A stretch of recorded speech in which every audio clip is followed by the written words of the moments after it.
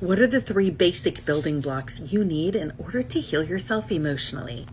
In the higher self hypnosis sessions that I do, talking to people's higher selves every day, I've come to see that there are 3 pillars that are absolutely necessary for us to be able to move forward emotionally and heal from trauma.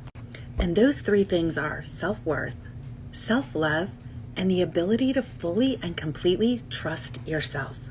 So in my opinion, based on the work that I do, focusing on these 3 things and making them a priority are absolutely key to moving forward and healing, again, like I said, from trauma.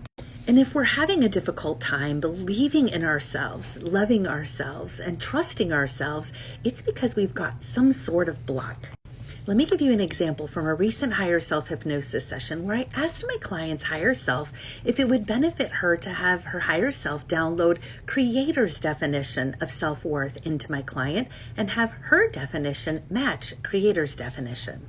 Her higher self said it was downloading it, but that it was going to be taking some time, and it downloaded it in the front of her brain so that she wouldn't forget it.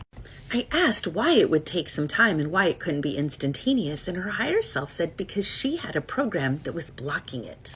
My client's brother was very, very abusive to her and actually narcissistic. And reading the answer her higher self gave me from my screen, her higher self said she thinks that when her brother beat her up and no one did anything, it feels that led her to feel that her feelings, even though they were right in front of everyone's face, they weren't worthy, they weren't valid. We're cleaning that up. She is worthy. I then asked her higher self, his beating her up had nothing to do with her worthiness, right? Her higher self said no, he hated himself, so he hated her. He thought she had it better than him.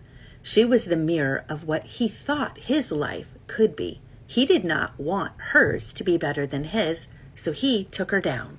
So that one thing was her belief that was blocking her ability to be able to receive Creator's definition of self-worth.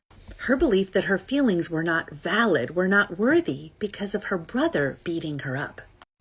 And he would beat her up often and in front of family members, and still no one did anything about it. So if you struggle with really feeling worthy, really learning how to completely and totally love yourself and trust yourself, you're going to want to check and see what kind of blocks do you have that are preventing those things from embedding in your mind, embedding in your soul. From believing that you truly are worthy and that you really are able to love yourself and trust yourself. What kind of blocks do you have?